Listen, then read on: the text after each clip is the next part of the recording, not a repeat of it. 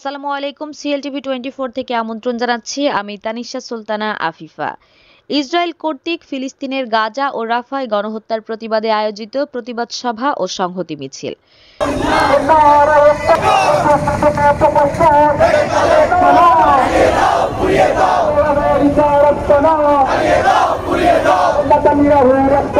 ইতিহাসের বর্বর ইসরায়েল কর্তৃক ফিলিস্তিনের গাজা ও রাফায় গণহত্যার প্রতিবাদে আয়োজিত প্রতিবাদ সভা ও সংহতি মিছিল ইসরায়েলের বর্বরোচিত গণহত্যার তীব্র নিন্দা ও ঘৃণা জানানো এবং সকলকে ইসরায়েলি পণ্য বয়কটের আহ্বান এবং সকলের নিকট ফিলিস্তিনবাসীর জন্য দোয়া কামনা করা হয়।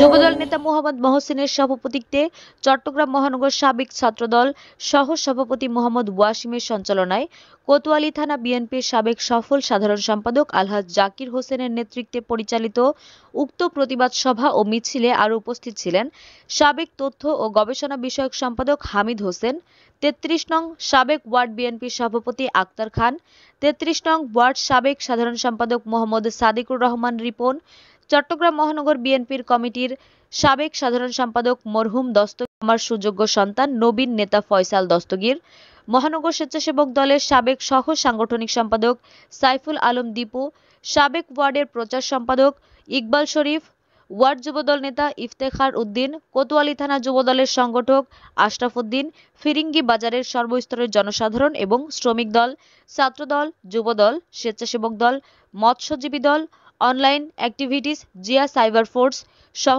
বিভিন্ন রাজনৈতিক দলের নেতৃবৃন্দ উপস্থিত ছিলেন। এ সময় নেতৃবৃন্দরা সকলের প্রতি ইসরায়েলের সকল পণ্য বয়কট করতে অনুরোধ জানান। আমরা যদি বাংলাদেশ থেকে গণহারে ওই ফিলিস্তিনে যাওয়ার সুযোগ থাকতো, বাংলাদেশের একজন জনগণও বাকি থাকতো না। বন্ধু আমার, কিন্তু বাংলাদেশের এই পাসপোর্ট বহাল করা যাবে, কিন্তু বিগত সরকার অবৈধ সরকার সেই দিকে বাতিল দিয়েছিল। বাংলাদেশ মনে করে ইসরায়েলকে আশ্রয় দিয়েছে রাখার জন্য, কিন্তু দুর্ভাগ্য বিষয় এই ষড়যন্ত্রকারীরা আজকে প্যালেস্টাইনকে ভূগোল থেকে তুলে ফেলার জন্য ষড়যন্ত্র করা হচ্ছে। বিপ্লবের শুরু হয়েছে, তার এই অংশ হিসাবে বাংলাদেশও তার ব্যতিক্রম নয়। বন্ধুগণ আমার, আপনারা দেখেছেন বিগত কিছুদিন পর্যন্ত বাংলাদেশের সর্বস্তরে এই বিপ্লব দল মহানগরের সভাপতি কিছু বলার জন্য